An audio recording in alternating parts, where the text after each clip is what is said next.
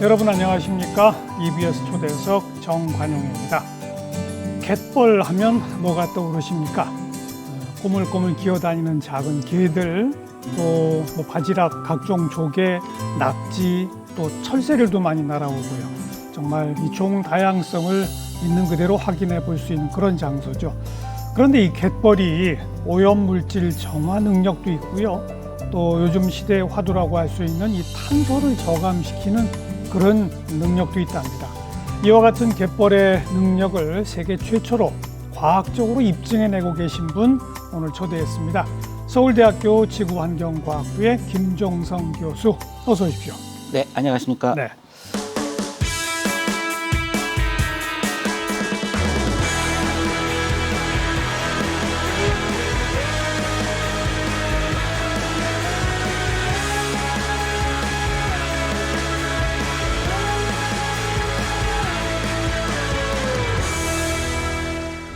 우리 갯벌 체험들 이제 많이들 다 다녀오셨을 텐데, 네. 갯벌의 학문적, 과학적 정의가 있나요? 네, 최근에 이제 갯벌 법과 관련돼서 이제 제정된 이제 법 조문에 나오는 정의를 말씀드릴 수 있는데요. 갯벌 법이 따로 있어요? 예, 오. 최근에 제정이 됐습니다. 예, 예. 그 정의에 따르면 그 만조시 해수면과 지면의 경계, 그리고 간조시 해수면과 지면의 경계, 그 사이. 예, 예. 이걸 쉽게 말씀드리면 물이 들어오고 나갔을 때 드러나는 땅, 이렇게 그렇죠. 이해하시면 될 것 같습니다. 네. 우리나라에 갯벌이 참 많죠. 특히 많습니다. 서해안 지역이 제일 많지 않나요? 예, 전국적으로 저희 나라는 지금 2,500제곱킬로미터 정도의 갯벌이 알려져 있고요. 서해안에 2,100제곱킬로미터. 거의 대부분이군요. 네, 그리고 남해안에도 물론 섬이 많고 지형이 복잡하지만 약 400제곱킬로미터의 갯벌이 있습니다. 네. 이게 근데 많이 줄어드는 거죠. 사실 좀 안타까운 부분인데요. 지난 한 반세기 정도 저희 기록에 따르면 한 30% 정도 줄었다고 하고요. 실제로 여러 가지 소규모 간척이라든가 그런 것들을 다 따져보면 절반가량 줄었다고 이제 그렇죠. 평가가 되고 있습니다. 간척 사업과 갯벌은 아주 상급 관계인 거죠. 그러니까. 맞습니다. 그렇죠. 네, 사실은 이제 안타까운 부분인데 지난 60년대부터 이제 대규모 간척이라는 게 시작됐는데 예. 한편으로는 이해는 됩니다. 산업화라든가 농지 확보 측면에서 간척이 시작됐고요. 그 가장 희생양이라고 볼 수 있는 건 갯벌이죠. 그렇죠. 사실 육상이나 이런 데서 개발하는 것보다 바다를 메꿔서 이렇게 사실은 그 당시에는 바다의 가치, 갯벌의 가치를 거의 몰랐기 때문에 맞아요. 좀 메꿔도 된다. 그냥 사용하면 사람들한테 유익하고 또 경제적 가치가 있다. 이렇게 판단을 했던 건데요. 예, 예. 사실 최근에 갯벌의 가치가 알려지면서 이게 완전히 이제 잘못된 생각이다라는 것을 이제 알게 된 거죠. 그렇죠. 예. 그러니까 과거에는 물 들어왔다 나가고 쓸모없는 땅인데 맞습니다. 그걸 메워서 거기다가 농사들 짓고 네. 집도 짓고 네. 또 공장도 만들고 맞습니다. 그럼 이게 얼마나 값어치가 크냐 이랬던 거 아닙니까? 예. 그런데 방금 말씀하신 것처럼 갯벌의 가치가 그걸 메워서 얻는 땅의 가치보다 훨씬 높다라고 하는 게 네. 입증된 거죠. 맞습니다. 이미 1990년대에 세계적인 잡지 네이처에 그 습지, 말하자면 갯벌의 가치가 농경지의 100배, 100배. 숲의 10배에 이른다는 그런 과학적 결과가 나왔고요. 그 이후로 저희 나라에서도 이런 관련된 연구를 많이 진행해 왔습니다. 그래서 2000년대 중반까지만 해도 갯벌 1제곱킬로미터당 63억 원의 가치. 그게 이제 연간 가치로 이제 계속 생성되는 거고요. 예. 전체 우리나라 갯벌로 치면 16조 원이라고 알려져 있었고, 그다음에 최근 10년 정도의 연구가 더 진행돼서 저희들이 이제 최근의 연구 결과를 발표했는데 갯벌의 조절 서비스와 문화 서비스를 합한 가치가 18조 원에 이른다. 연간 가치. 조절 서비스? 네, 조절 서비스라고. 그다음 문화 서비스? 문화 서비스입니다. 네. 저희가 이제 생태계 서비스에 대한 이제 개념이 좀 필요한데요. 예. 그 생태계 서비스란 개념은 자연, 예를 들면 바다나 갯벌이 인간에게 주는 혜택입니다. 네. 근데 그 혜택을 경제적인 가치, 재화의 가치로 환산해서 실제 돈으로 표현하는. 그래야죠. 예. 그래서 사실은 과거에 이제 여러 이제 연구를 거쳐서 뭐 국외 자료를 이제 많이 활용했을 때 우리나라 갯벌의 가치는 연간 16조 원. 현재는 이제 18조 원으로 올라갔고요. 이 18조 원에는 공급 서비스가 포함되어 있지 않습니다. 공급 서비스요. 그러니까 생태계 서비스를 이제 말할 때 크게 4가지 서비스가 있는데요. 공급, 지원, 문화, 조절 서비스 이렇게 이제 말씀드렸습니다. 하나하나 설명해 주세요. 공급 서비스라면 공급 서비스는 쉽게 뭐 이제 수산물 어패류 같은 것들, 그다음에 조개, 낙지, 네, 뭐 이런 저희가 거. 매일 밥상에 올라오는 알겠습니다. 그런 것들이고요. 또 이제 여러 가지 이제 광물 자원이라든가 뭐 그다음에 우리가 바다에서 모래를 채취하지 않습니까? 뭐 이런 여러 가지 그 자원을 우리가 실제로 서비스를 이제 누릴 수 있기 때문에 금방 이해가 되네요. 네, 공급 서비스라고 부르고요. 예. 그다음에 중요한 거는 조절 서비스인데요. 뭐 갯벌이나 바다가 뭐 탄소를 흡수해주고 예를 들면 온도를 조절해서 기후를 조절해주고 그 다음에 뭐 이제 완충지로서 여러 가지 오염물질을 걸러주고 이런 것들이 모두 이제 조절한다라는 레귤레이팅 서비스라고 이제 부릅니다. 근데 이 조절 서비스는 실제로 자연에서 일어나는 메커니즘인데 그동안 저희들이 재화의 가치로 이제 환산하기가 어려웠고요. 최근에는 이제 조절 서비스가 실제로 밝혀지면서 많은 연구를 통해서 알려지기 시작했습니다. 네. 그리고 이제 문화 서비스는 많습니다. 뭐 체험, 관광, 휴양, 저희들이 바닷가 가면은 뭐 교육도 할 수 있고요.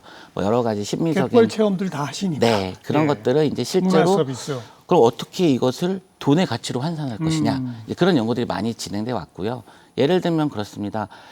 갯벌에 이제 실제로 여행을 갔을 때 뭐 하루 동안 지출하는 금액이 있을 텐데요. 그렇죠. 뭐 전 국민이 지출하는 액수를 합하면 결국은 이제 그것들을 뭐 연간 갯벌의 문화 서비스 이렇게 환산할 수 있습니다. 공급, 조절, 문화 또 네, 하나가 그리고 마지막에 중요한 게 지원? 지지 서비스. 지 서비스.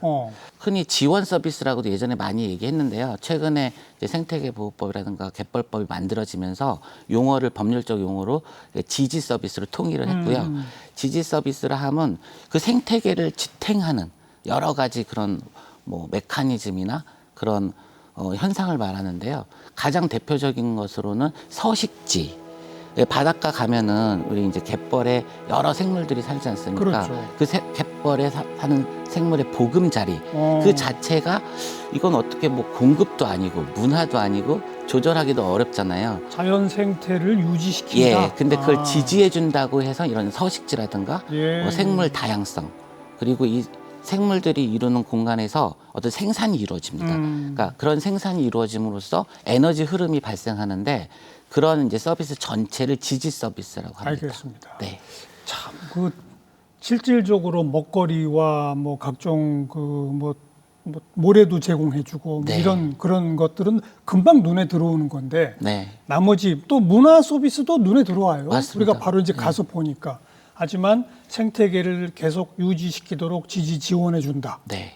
그다음에 중요한 게 그 조절 서비스. 조절 서비스입니다. 우리 교수님을 저희가 이제 초대한 게 그런 그 갯벌이 갖고 있는 조절 서비스 가운데 오염물질 정화, 맞습니다. 그다음에 탄소를 줄이는 것, 탄소 흡수. 요거를 과학적으로 지금 뭐 거의 세계 최초로 입증해내고 계시다고 해서 모셨거든요. 네. 사실 오래전부터 갯벌이 오염물질을 정화해 준다는 얘기를 우리 알고 있었거든요. 맞습니다. 근데 그게 과학적으로 입증이 안 됐었어요? 과학적으로 입증이 안 됐다기보다는요. 정량적으로 평가가 안 됐다는 표현이 맞을 것 같습니다. 숫자적으로? 네. 그러니까 뭐 정성적으로 사실은 이제 오염물질이 갯벌이라는 완충 지역을 통과하면서 이제 다양한 메커니즘으로 뭐 물이 깨끗해진다든가 특정 오염물질이 줄어든다든가 이런 것들은 알려져 있었는데요. 그러면은 그 어느 정도로 그 양적으로 혹은 뭐 예를 들어 기간의 측면에서 이걸 제거해 주느냐 이런 연구는 사실상 거의 없었거든요. 없었어요. 네. 사실은 현장에서 그런 것들을 밝히는 연구가 너무 어렵고요. 그동안은 이제 실험실 안에서 예를 들면 갯벌에 흙을 떠와서 거기에 살고 있는 뭐 바지락이 있다고 치면은 이걸 막 흙탕물을 만들어요. 그러면은 한 2, 3분 있으면은 물이 빨개지거든요. 그렇죠. 네, 그런 현상은 이제 예를 들면 이 이메퍼류가 수질을 정화한다. 이런 이제 사실을 반영하는 거고요. 그 메커니즘은 간단합니다.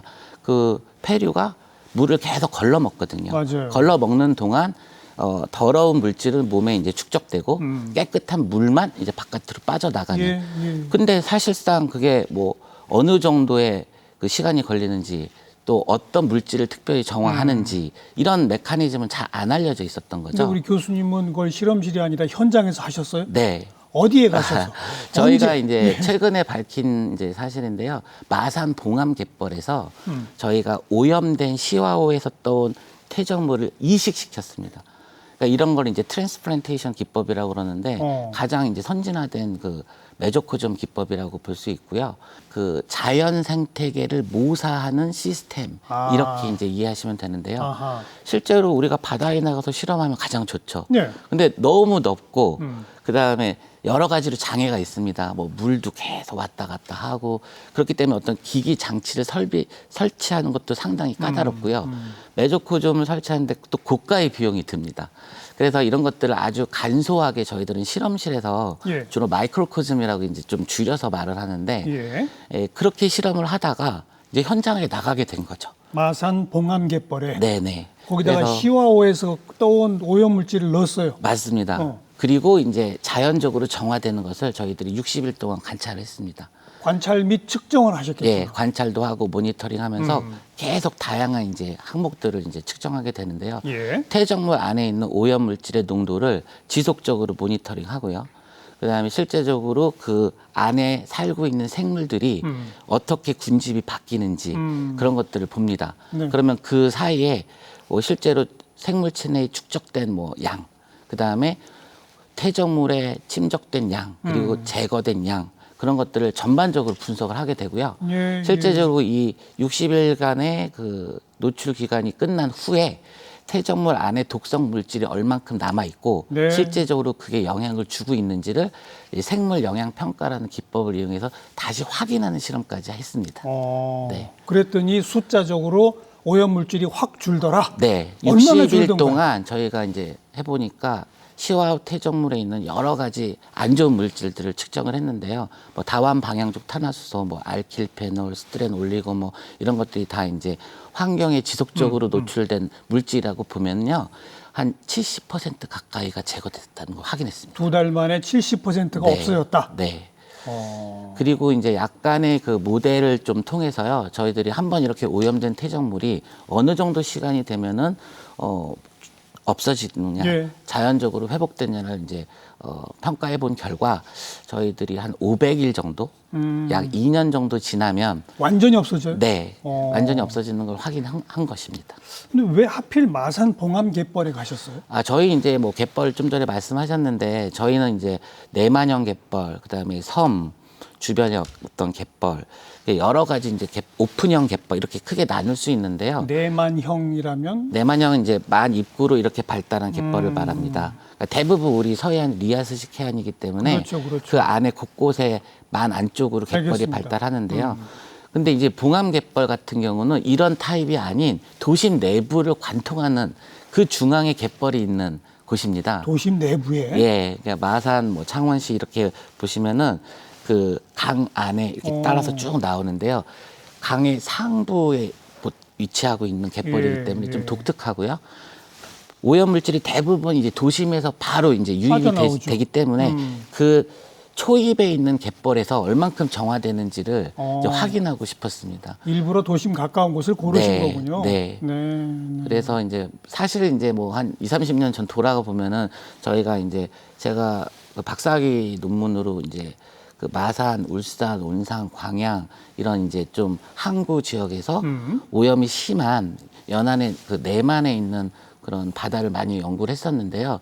당시에 마산만이 가장 심각하게 오염이 됐었던 것으로 이제 기억도 나고 해서 예. 이번에 마산에서 한번 그런 걸 입증해 본 사례라고 하겠습니다. 그러니까 뭐 그렇지 않아도 도심 한복판에 있으니까 오염물질이 계속 내려오는 곳인데 네. 게다가 거기다가 시화호에서 떠온 더 독한 오염물질을 일부러 또 넣어놓고 네, 맞습니다. 그렇게 악조건을 일부러 만든 거군요. 네, 최악의 조건을 그러니까. 만들어 놓고 어디까지 회복되는지를 이제 네. 본 거기 때문에요. 네. 앞으로 이제 이런 연구 결과를 활용하면은 그러니까 연안의 어떤 오염 관리라든가 그렇죠. 보건 또 회복하는 그런 이제 생태계 관리 그런 것들을 좀 만들어낼 수 있지 않을까 근데 생각합니다. 그 교수님 설명을 쭉 듣다 보니까 갑자기 이게 궁금증이 드는 게 60일 만에 무려 70%나 줄었다. 네. 근데 그런 것들이 그런 갯벌에 서식하고 있는 뭐 낙지나 어패류나 이런 것 속으로 혹시 흡수되지 않나요? 그래서 흡수됩니다. 그 예. 말은 무슨 말이냐면 예. 갯벌에서 우리가 즐겨 먹는 어패류는 굉장히 안 좋은 거 아닌가요? 그러면? 그렇게 볼 수도 있는데요. 네. 사실은 이제 정화라는 것들이 계속 발동을 하고요. 이 생물 자체가 이런 오염 물질을 분해하는 능력도 있기 때문에 이게 축적만 되는 건 아니고요. 일부는 또 빠져나가게 됩니다. 근데 자연은 놀랍게도요. 이 생물들이 뭐 깨끗한 데 사는 생물만 있을 것 같지만 그렇지 않습니다. 맞아요. 상당히 오염된 곳에서 극한 환경에서 그걸 견디면서 그렇죠. 또 살아남고요.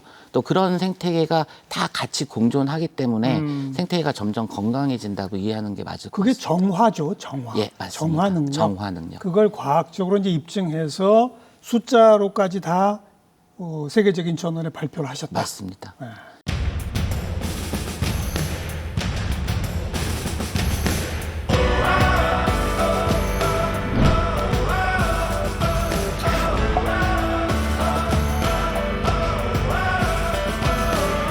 I like to watch you when you sleep.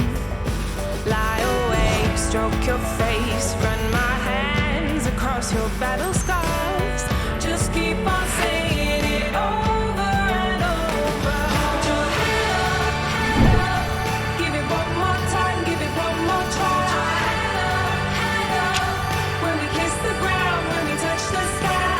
I never want you to suffer, never want you to bleed. Open your eyes and walk with me, yeah.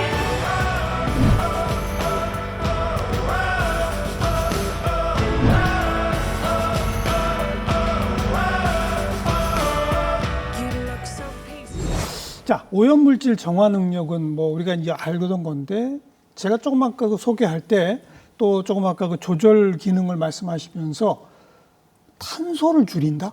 네. 이건 잘 몰랐거든요. 예, 사실은 이제 갯벌 저도 이제 한 30년 연구를 하면서 미세 조류 연구도 많이 했는데요. 그 갯벌에서 탄소를 흡수하는 역할하는 건 이제 광합성으로 설명을 합니다. 광합성을 통해서 탄소를 흡수하고 또 1차 생산을 통해서 저희들이 영양분을 만들어내지 않습니까? 예, 그런 과정에서 CO2가 이제 흡수돼서 예. 그냥 날아가는 게 아니고요. 이 CO2가 그 퇴적물 표층에 살고 있는 이제 저서 미세조류 같은 경우 광합성을 하면서 동시에 계속 쌓여서 퇴적물 안으로 들어가요. 이거 이제 침적이라고 표현을 하는데요. 예, 예. 보통 저희가 탄소 흡수라고 이제 표현을 많이 하시는데 정확하게 제가 한번 용어를 정리해 드리면 예. 탄소가 이제 저장된다고 할 때 흡수하는 부분과 침적되는 부분의 합으로 표현이 되거든요. 흡수와 침적. 네. 그래서 바다가 지금 이제 탄소를 흡수하는 기작과 육상에서 탄소 흡수하는 기작이 뭐 사실상 같긴 하지만 큰 차이가 있습니다. 어떤 겁니까? 우리가 이제 그 산림이나 초지 이렇게 육상에서 탄소를 흡수하는 것들 그린 카본이라고 하는데요. 그린 카본의 대부분의 흡수 메커니즘은 이 나무가 성장하면서 그 탄소를 잡아주고 있는 겁니다. 그렇죠. 그게 이제 한 5% 이상 되고요. 예, 예. 실제로 이 나무가 죽어서 토양에 침적이 되더라도 대부분 탄소가 다시 날아갑니다. 날아가 네, 버려요. 미생물에 의해서 탄소가 어. 분해되면서 이제 침적돼서 격리되는 현상이 거의 없습니다. 그러니까 살아 있을 때만 탄소를 저장하는 맞습니다. 살아 있는 동안 어. 계속 나무가 성장하면서 이산화탄소를 잡아주기 때문에 네, 네. 온실가스 저감 효과가 있다고 이제 표현할 수 있는데요. 바다는요, 재미있게도 이 살아있을 때도 흡수를 하는데요. 죽어서 퇴적물에 차곡차곡 쌓이면서 더 많이 축적되는 거죠. 안 날아가고. 안 날아갑니다. 어. 왜냐하면 바다에는 물 아래 수층으로부터 대기가 격리되기 때문에 그렇죠, 미생물들이 분해를 잘 못해요. 그래서 오랫동안 탄소가 지속되고요. 이 탄소가 보통 막 100년 이상 동안 그 격리되기 때문에 반영구적으로 네. 우리 이제 블루카본은 탄소를 저장하고 있다 이렇게 표현할 수 있겠습니다. 그러니까 지상의 식물들이 탄소를 잡는 걸 그린 카본, 네, 바다에서 하는 걸 블루 카본. 블루카본. 예. 그런데 그 블루 카본은 조류들이 자라면서 이산화탄소를 저장하는 것뿐 아니라 조류가 죽어서 땅 속에 묻혀도 안 날아간다. 맞습니다. 그러면 정확하게 나무나 풀보다 더 효과가 큰 거네요. 맞습니다. 오. 실제적으로 블루카본하고 이제 그린카본 얘기할 때 저희들이 이제 탄소 순환 메커니즘을 좀 이해할 필요가 있겠는데요. 저희가 보통 연간 400억 톤 이상의 탄소가 이제 배출되고 있다고 예. 얘기를 하고요. 그 중에서 한 20%는 대기 중에 잔류하고 60%는 다시 흡수가 됩니다. 흡수가 될 때 육상에서 흡수되는 게 그린 카본이 되는 거고 이제 바다에서 흡수되는 게 블루 카본인데요. 그 그 비중이 양이 어느 정도 거의 비슷합니다. 비슷해요? 예, 보통 한 6대 4나 뭐 5대 5 정도로 이제 해마다 연간 이제 갱신되는 자료를 예, 보면은 예. 다른데 현재 23년도 자료에 비춰보면은 그린 카본이 한 135억 톤 그리고 블루 카본 같은 경우 한 105억 톤 정도로 집계가 됐는데요. 뭐 해마다 조금씩 달라지는데 어떨 알겠습니다. 때는 블루 카본이 많을 때도 있습니다. 근데 그 블루 카본은 그게 대부분이 갯벌을 통한 거예요? 보통 이제 저희들이 이제 전 세계적으로 국제적으로 인증을 받고 있는 탄소 감축원 이렇게 세 가지 종류가 있고요. 예. 그 중에는 맹그루브, 염습지, 잘피림. 맹그로브가 그 맹그로브는 이제 아열대나 열대지방에 사는 그 염분기가 있는데 사는 목본 식물이고요. 맞아요, 맞아요. 예, 엄청 큰 나무입니다. 맞아요. 마치 뭐 육상에 있는 소나무, 잣나무처럼 바다에서 자라는 바다에서 나무. 자라는 이제 아주 큰 나무를 말씀드릴 수 있고요. 그다음에 염습지라고 제가 표현을 했는데 우리가 이제 갯벌 그러면 상부에는 염생식물이 잘 살아요. 염생식물은 이렇게 그 강하구나 연안에서 민물이 들어오는 데 사는 그런 염분기가 보통 한 뭐 5나 한 15 정도 예. 에 해당하는 이제 염생식물 존이 있는데요. 그 염생식물이 있는 곳은 염습지고요. 염생식물이 없는 맨갯벌은 그냥 갯벌 중에서도 비식생 갯벌이라고 표현을 합니다. 근데 이제 제가 갯벌의 초입부 부분이 염습지군요. 지금요. 맞습니다. 그리고 그 밑에 갯벌이 이제 붙어 있는 네, 거고. 대부분 근데 지금 뭐 간척 매립되고 이제 여러 가지 오염 때문에 과거에 우리가 염습지가 100이었다고 하면 지금은 한 2에서 3%밖에 안 남아 있거든요. 예. 좀 안타까운데 이 염습지는 국제적으로 인증을 받고 있는 탄소 감축원이고 지금 갯벌, 소위 말하면 비식생 갯벌은 아직 인정을 못 받고 있습니다. 왜요? 이제 그 블루카본이 인증받기 위해서는 이제 몇 가지 과학자들이 합의한 이제 내용이 있습니다. 뭐 예를 들어서 그 가장 기본적으로 한 두세 가지가 중요한데요. 첫 번째는 아주 광범위한 범위에서 그 해당 서식지가 탄소를 흡수한다라는 과학적 결과물이 많이 나와 있어야 나와야 돼요. 되죠. 근데 예. 뭐 저희 연구를 비롯해서 가장 최근에 갯벌이 연구됐고요. 그 전에 뭐 염습지라든가 맹그로브 잘피름 많이 연구가 되어 있기 때문에 알겠습니다. 많은 사람들이 이제 신뢰할 수 있는 자료가 있다고 평가를 한 거고요. 네. 두 번째 중요한 부분은 탄소를 흡수하고 격리하더라도 아주 장기간 동안 격리를 해야 된다는 측면입니다. 그렇죠. 그래서 보통 학자들은 100년 이상 흡수하고 저장하고 있다는 걸 증명해라. 이렇게 이제 되어 있는데요. 맹그로브는 거의 육상의 소나무나 뭐 이런 거랑 비슷합니다. 막 50년, 100년 자라면서 계속 탄소를 머금고 있는 그런 것들이 많이 증명이 됐고요. 예. 염습지라든가 잘피림도 이제 증명이 됐는데 갯벌이 최근까지 증명이 안 됐었어요. 2021년도에 예. 그 결과물이 나왔고요. 예. 갯벌이 지금 뭐 저희들 연구 결과에 따르면 최대 한 1000년에서 2000년 정도까지 와. 이 탄소를 저장하고 격리하고 있다는 사실을 밝혔습니다. 네. 그래서 갯벌이 공식적으로 블루카본의 하나다. 네, 라고 하는데- 저희는 이게 주장을 하는데 예. 이게 뭐 IPCC 뭐 기후 변화 협약에 관한 이제 정부 간 협의체에서 그걸 인정을 해줘야지만 그렇죠. 공식적인 감축원으로 인정을 받는 거고요. 아직은 그게 인정이 안 됐어요. 네, 저희 이제 계획에 따르면 올해 국가 제안서 초안을 만들고 내년쯤에 IPCC에 그 블루카본 갯벌 인증을 요청할 예정입니다. 그게 인증이 공식적으로 되면 어떤 효과가 있는 겁니까? 인정이 되면은요, 이게 탄소를 그만큼 감축하는 걸 인정해 주는 거고요. 맞아요. 다른 한편으로는 이만큼 감축했기 때문에 더 배출을 할 수 있는 할 수 거죠. 있는 그런 권리를 갖게 되는 것입니다. 요새는 뭐 국가 간에도 탄소 배출권 네, 사고 탄소 팔고 배출권. 하는데 맞습니다. 그런 의미에서 우리 갯벌이 넓으니까 네, 우리는 이만큼 탄소를 줄이고 있습니다라는 걸 국제적으로 공인받는 거군요. 맞습니다. 돈의 효과도 크겠어요. 예. 그리고 사실은 ESG 경영, 뭐 요새 기후 경제 뭐 말씀 많이들 하시는데요.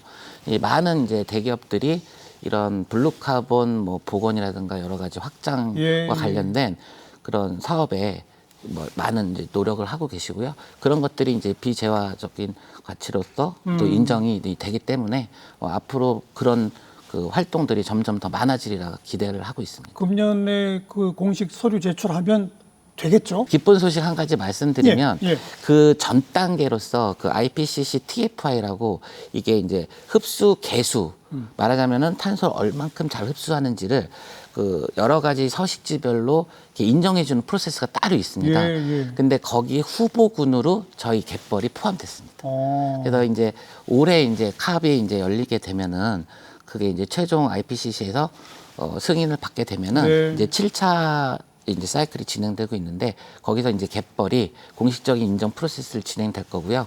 최종적으로 뭐 저희가 이제 뭐 긍정적으로 보기엔 3년에서 5년 그 안에 이제 인정을 받을 거라고 보고 있습니다. 네. 우리나라 갯벌이 유네스코 세계 자연유산에 등록됐죠? 맞습니다. 우리 갯벌 전체가 등록된 겁니까? 아니면 특별히 어디만 등록된 겁니까? 아, 저희가 이제 그 뭐 바라기는 전체 갯벌이 등록됐으면 좋았을 텐데요. 4곳이 등록이 됐습니다. 예, 서천, 고창, 그다음에 신안, 보령, 순천 이렇게 해가지고 4군데가 묶어서 저희 이제 한국의 갯벌로 등록이 됐고요. 사실 왜 그 특별히 그 4곳일까요? 그게 이제 뭐 여러 가지가 이유가 있는데요. 뭐 지역마다 그걸 또 이제 찬성하는 부분들도 있고요.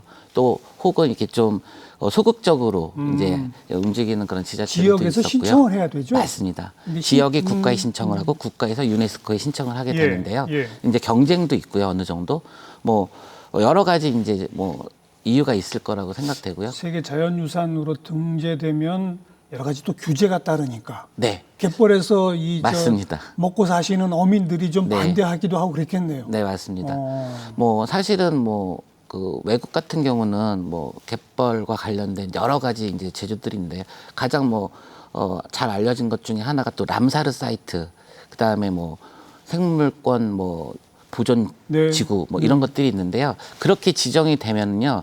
상당히 많은 제약이 따라서 그렇죠. 뭐 예를 들면 심하게 하면 노테이크 존 같은 것들이 생깁니다. 아예 뭔가를 채취를 못 채취 하게. 자체가 이제 불가능하고요. 저희 나라도 예를 들면은 문화재청에서 지정하는 그 문화재 보호구역이라든가 그럴 때는 뭐 입도 자체가 안 되는 되죠. 예, 그런 이제 좀 알겠습니다. 심각한 알겠습니다. 그런 규율을 이제 가질 수 있고요. 그러니까 그래서 유네스코 세계 자연유산으로 등재된 4곳이 네. 한국의 갯벌 중에서 가장 뭐 면적이 크고 뭐 아름답고 무슨 뭐 조용당사양이 풍부하고 그건 아니군요. 아, 그렇게 또 말씀드릴 수는 없고요. 사실 그 각 지역에 갖는 특성들이 아주 뭐 훌륭한 부분들이 많이 있습니다.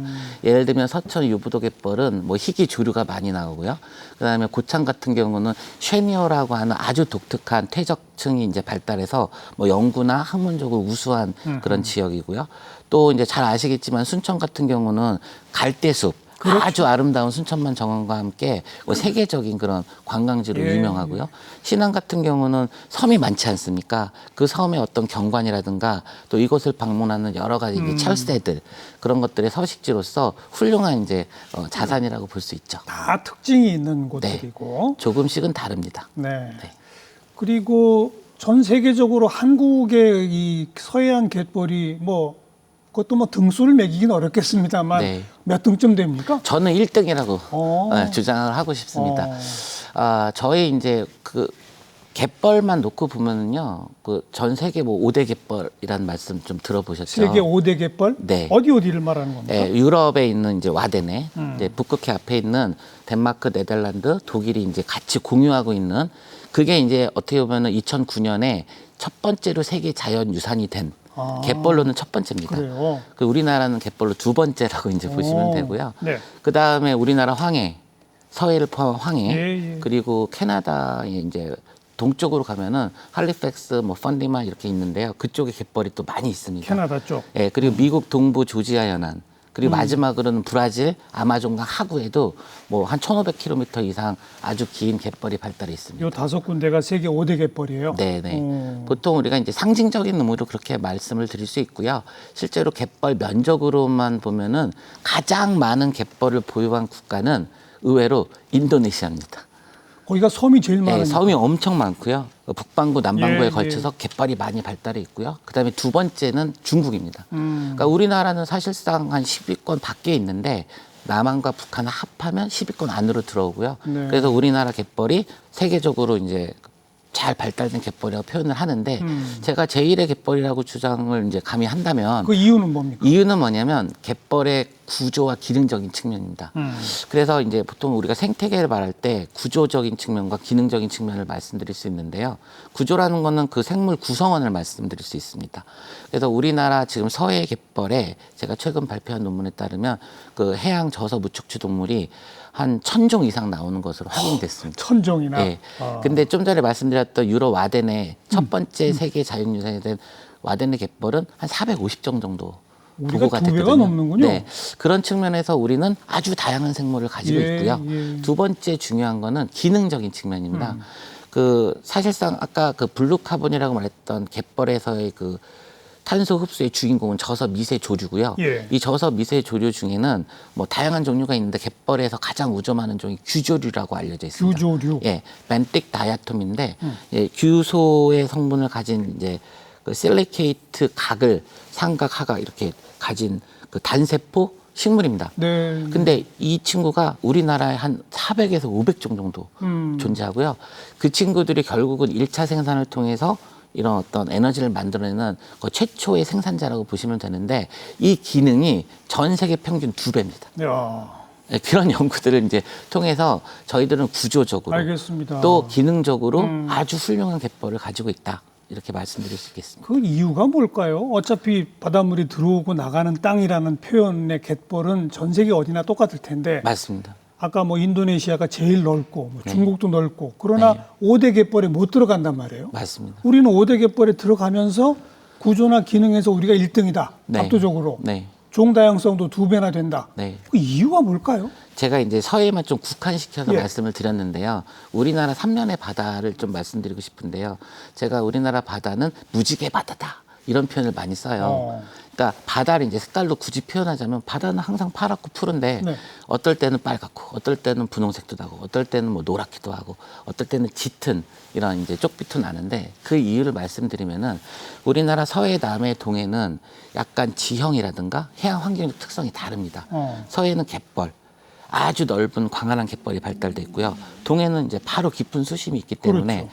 이 또 청정한 그런 맑은 생태계 그리고 안반이 많이 발달해 있습니다. 그리고 남해 같은 경우는 섬들이 많이 있고요. 리아시스 해안도 이제 많이 있어서 모래나 이제 자갈 그리고 갯벌이 섞여 있습니다. 예, 예. 다시 말하면 집의 종류가 다른 거예요. 이 생물들한테는 집의 종류가 다르다는 얘기는 그 집에 사는 생물의 종류도 달라지게 되는 거죠.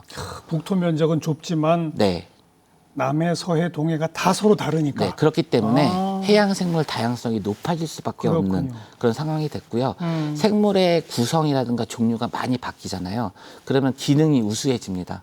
똑같은 생물만 있는 거랑 여러 가지 다른 생물들이 함께 있을 때 그 생태계의 어떤 건강성이나 기능적 측면이 우수해질 수밖에 없기 높아지죠. 때문에 그렇죠. 저희 나라 바다는 건강한 바다. 네. 또 이제 세계적으로도 드문 그런 생물 다양성을 갖는 아주 뭐 훌륭한 바다를 가지고 있다고 하겠습니다. 그냥 더더욱 더 잘 보존해야 되겠네요. 네. 처음에 아까 그 무슨 우리 몇 년 전에 갯벌법이 만들어졌다고 그랬잖아요. 네. 그 법은 어떤 내용을 담고 있습니까? 그 정확한 그 명칭은 갯벌과 그 주변 지역에 관한 그 관리와 복원에 관한 법률 이렇게 되어 있고요. 저희가 줄여서 갯벌법 예. 혹은 갯벌복원법이라고 말하고 있는데요. 거기서는 법률상으로 최초로 갯벌과 그 주변 지역을 정의를 하게 됩니다. 그래서 보통은 우리가 갯벌 그러면은 아까 이제 사전적 정의를 말씀을 드렸고요. 여기서 그 주변 지역이라 하면요. 갯벌의 상부 그리고 갯벌 아래에 항상 물에 잠겨 있는 조화대 수심 6m까지를 확장해서 예, 예. 그 전체 갯벌이 관련된 어떤 생태계를 처음으로 이 법에서 정의를 하게 됐습니다. 그렇고요. 다시 말씀드리면 갯벌이라는 것은 서해안 를 따라서 쭉 연결돼 있는 어떤 하나의 생태계라고 보실 수 있고요. 또 수심으로 보면은 상부에서부터 계속 하부로 가면서 연속된 어떤 선상에 있는 한 구간이었는데 맞아요. 그러면 여기만 갯벌에 사는 생물들이 사느냐? 그렇진 않습니다. 예, 예. 이 갯벌의 생물들이 또 아래로도 가고 위로도 가고 하기 왔다 갔다 때문에 하죠. 이걸 이제 포괄적으로 이제 갯벌을 정했다라는 게 중요하고요. 예. 이 갯벌법에서는 그동안 이제 훼손된 갯벌을 어떻게 관리하고 복원할 것인가가 가장 큰 이제 이슈로 들어가 있고요. 국가에서는 5년마다 이 갯벌을 관리할 수 있는 복원 계획을 세워라 이렇게 이제 정의가 되어 있습니다. 복원한다는 건 어떻게 복원합니까? 복원의 방법은 이제 여러 가지가 있는데요. 예. 가장 쉽게 보면은 이제 우리나라 서해안에는 뭐 지금 간척과 매립으로 훼손된 갯벌이 있고요. 예. 그다음에 폐 염전이나 폐 양식장들이 되게 많이 있습니다. 예. 과거에는 염전이나 양식장으로 많이 사용하던 것들이 지금 다 폐허가 됐고 실제적으로는 거의 방치가 되어 있는 수준인데요.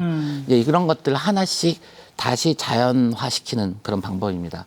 그래서 가장 기본적인 것으로는 해수를 유통시킴으로써 이제 복원하는 방법이 있고요. 바닷물이 지금은 안 지나다니는 거를 네, 다시 바닷물을 물기를 터주면서 하는 그런 복원 방법이 이제 가장 그 자연적으로 이제 좋은 방법이고요. 또는 뭐 여러 가지 이제 그 오염된 토양, 퇴적물을 좀 깨끗한 걸로 바꿔주는 그런 토양을 방식의 바꿔준다. 네, 그런 방식의 이제 복원도 있을 수 있고요. 뭐 그 밖에도 여러 가지 이제 공업적인 방법들을 이제 사용할 수 있겠습니다. 지금도 여러 곳에서 복원 작업이 진행 중입니까? 네. 뭐 현재도 2025년까지 10개소 이상 복원이 될 이제 계획이고요. 네, 네. 뭐 지금 현재도 4개 지역 정도가 복원이 되는 걸로 알고 있습니다. 근데 복원의 면적이 크지 않다라는 게 좀 아쉽습니다. 그래도 어쨌든 이 법이 만들어지기 전까지는 갯벌은 늘어나지는 않고 자꾸 줄어왔을 거 아니에요? 네, 맞습니다. 그러나 네. 이 법이 만들어진 다음부터는 더 이상 줄진 않겠군요. 그렇게 이제 믿고 싶습니다. 그 실제로는 아직도 소규모로는 이제 간척이나 뭐 항만이라든가 공항 건설 뭐 이런 걸 통해서 갯벌이 조금씩 줄어드는 가능성을 여지는 남아 있지만 한편으로는 우리가 갯벌 보건법을 통해서 국가에서는 지금 25년까지는 한 5% 정도를 복원하게 되어 있고요. 예. 30년까지는 660제곱킬로미터를 복원하는 아주 챌린지한 계획을 세우고 있습니다. 우리뿐이 아니죠. 세계 5대 갯벌 여기들도 다 그런 식의 노력을 하겠죠. 맞습니다. 뭐 사실상 우리가 이제 어떻게 보면은 갯벌이라는 공간이 우리만 몰랐던 건 아니고요. 아주 과거로 돌이켜 보면은 유럽이나 일본, 중국에서도 계속 뭐 간척이나 매료를 통해서 예, 예. 갯벌을 이제 훼손시켜 왔고요. 뭐 최근에 이제 흐름 자체가 이제 복원이나 보전 이런 것들 또 기후 변화 대응 여러 가지 측면에서 갯벌이 중요하기 때문에 이제 복원의 어떤 그 흐름을 탄 거죠. 그렇죠. 그래서 지금은 보호 정책 쪽으로 많이 기울어져 있다고 보시면 됩니다. 전 세계가 다 네. 같이 그 점에서는 이제 방향이 일치하는군요. 맞습니다. 우리 교수님은 30년 넘게 어떻게 갯벌을 연구하게 되셨어요? 뭐 이제 어렸을 때 갯벌에서 많이 이제 놀았던 추억도 있고요. 고향이 어디신데? 저는 이제 서울에서 태어났지만 부모님이 이제 목포, 장흥 이렇게 전라도 쪽이라서요. 갯벌 이제 많이 이제 돌아다녀봤고 저 어렸을 때는 뭐 낙지 먹고 뭐 조개 잡고 뭐 이런 것들이 늘상 있었던 일이라서요. 그러니까요. 뭐 공부하다 보니까 과학이 좋았고 또 생물을 좋아하게 됐는데요. 그러다 보니까 이제 해양 생태학자가 됐습니다. 네.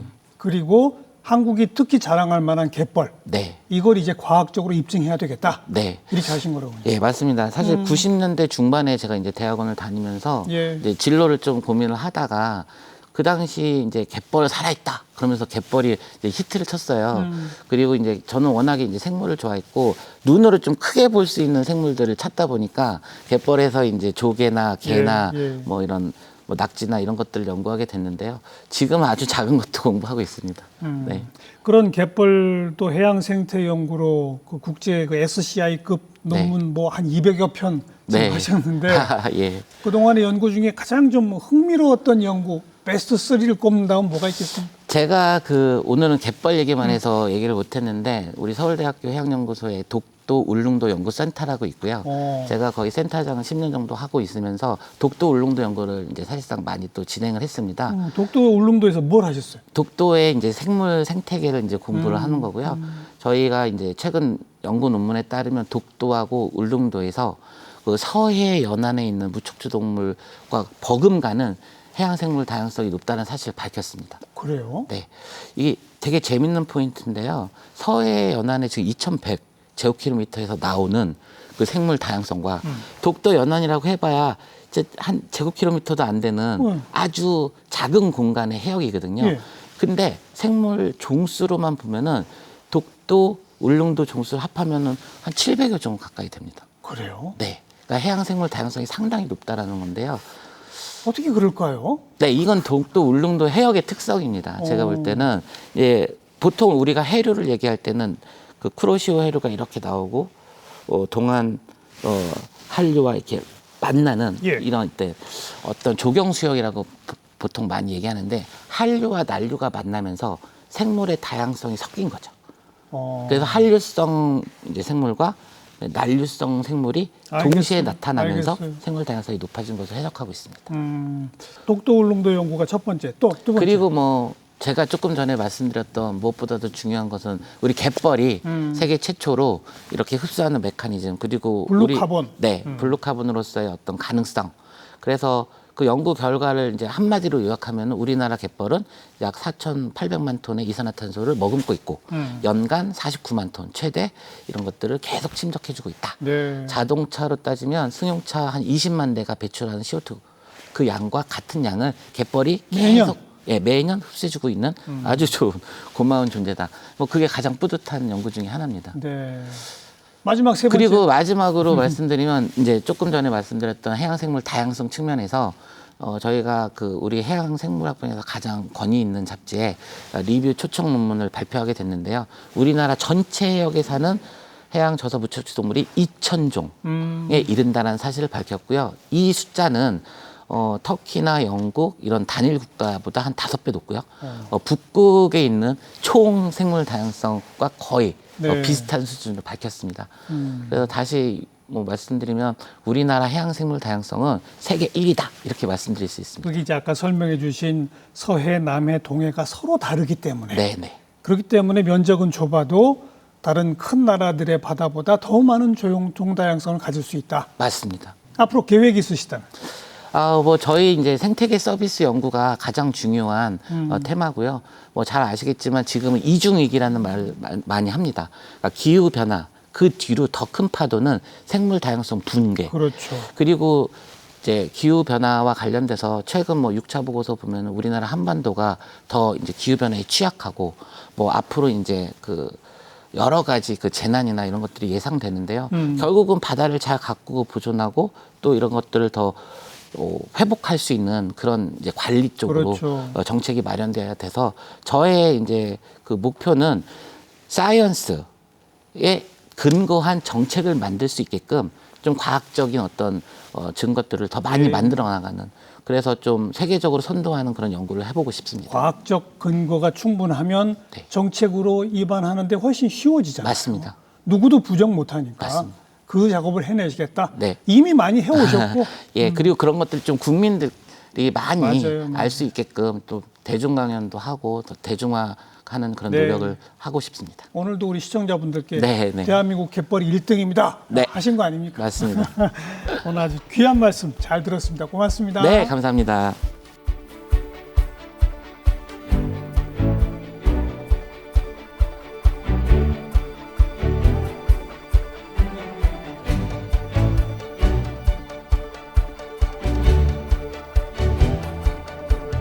네, 세계 1등의 구조와 기능을 가지고 있는 우리 갯벌. 여러분들이 더 자주 찾아주셔야 보존과 복원도 더 왕성하게 이루어지지 않겠습니까? 더 많이들 찾아주시기 부탁을 드리겠습니다. 다음 시간 또 뵙죠. 안녕히 계십시오.